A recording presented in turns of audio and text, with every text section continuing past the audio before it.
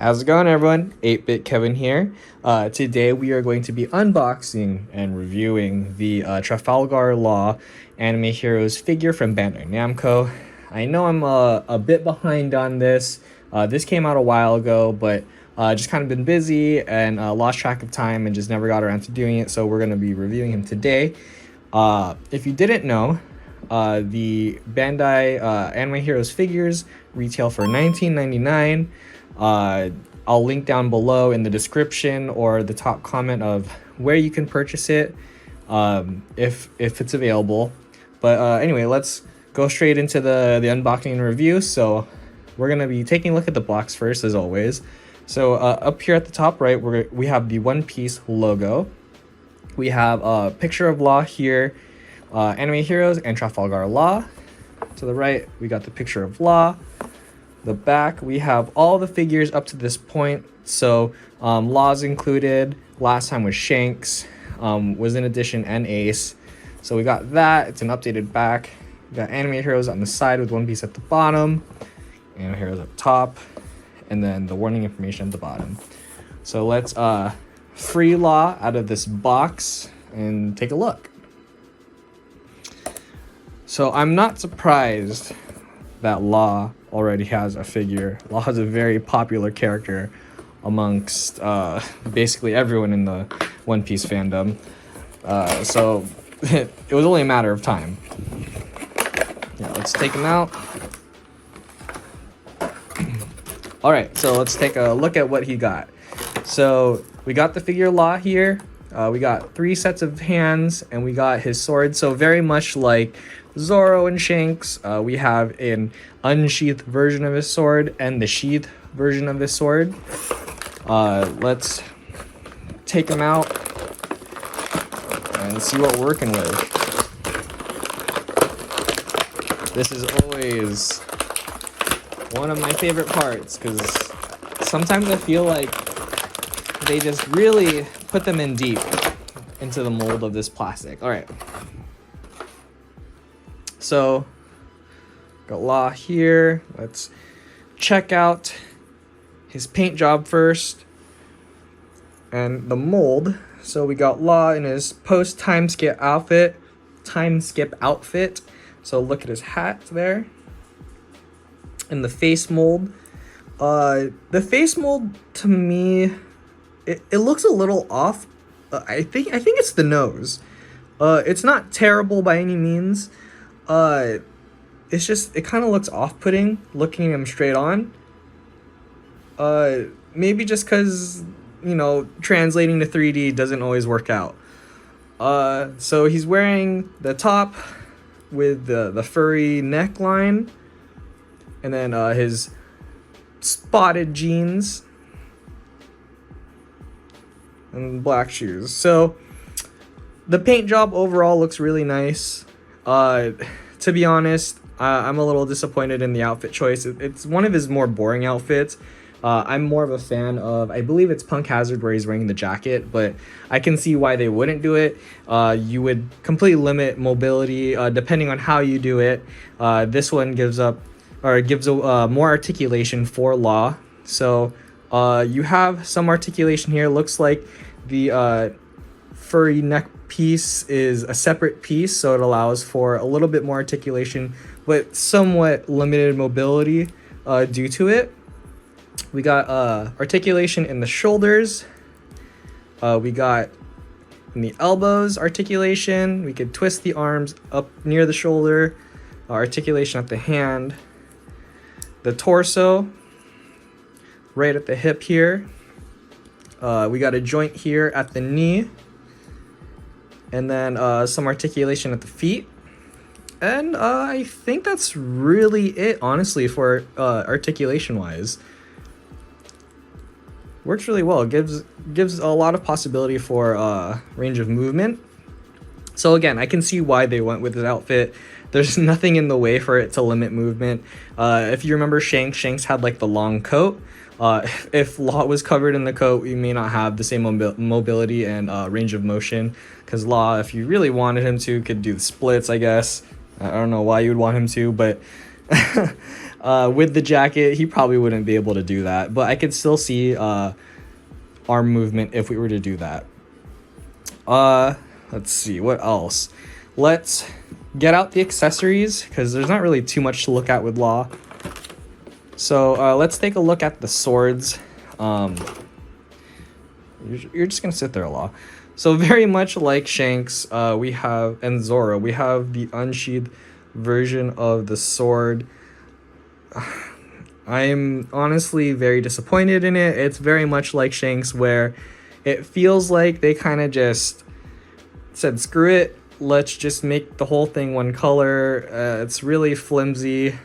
It's curved. If you can see, it's not really straight at all. It's just unimpressive. You have the furry hilt. Even like the guard, I mean, the hilt on both, like, it's just, it feels so lazy. Like there's not even any sort of paint job on it. It's just one base color. I mean, it's a $20 figure, but still, like, put a little more effort into it.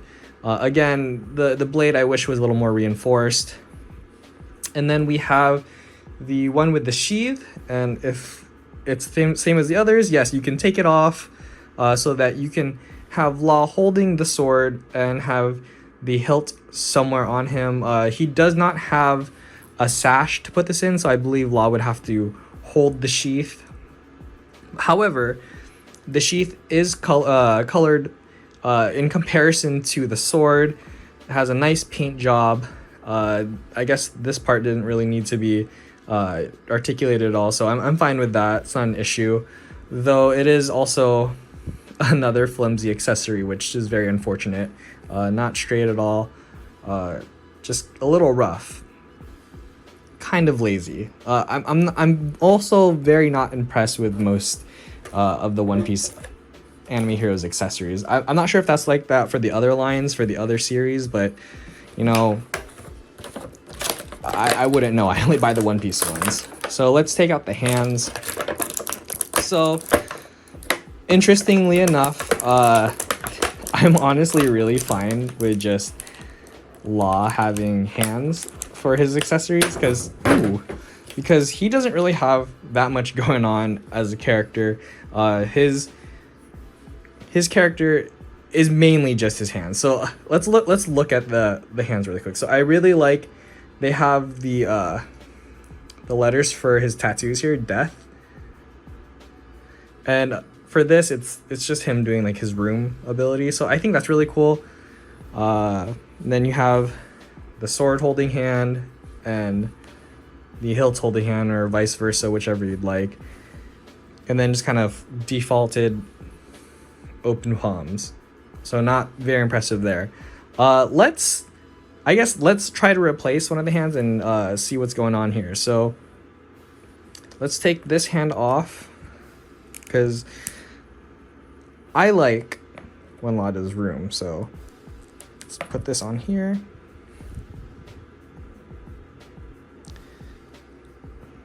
Okay, so there we go. Then let's change this hand to the one so he could hold a sword. Make him a little more interesting. I feel like if it was just Law standing here with nothing, it'd look a little boring. And I'm having a difficult time putting this hand on here.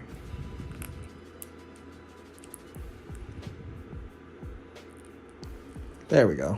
All right. So now I'm going to, oh man, how do I, this is like Shanks all over again. I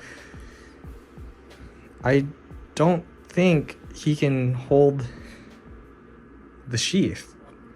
There's almost no way he can hold this. Unless it's this hand? No, where's this sheath supposed to go? There's nothing on his body that would allow the sheath to be with the character. That's so weird. I mean, I guess, so we have the sword, no issue. A really long sword. But he can't hold the sheath. So this is just a loose accessory that can't be put on law. Unless I'm missing something. What the? That's so unfortunate. Okay, so I guess this is just a loose accessory. Alright, well anyway.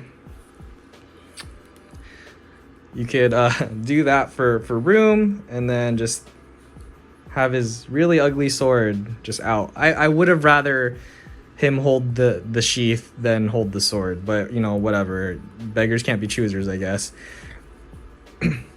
Anyway, so pros wise, let's see how he sounds before I go into the pros.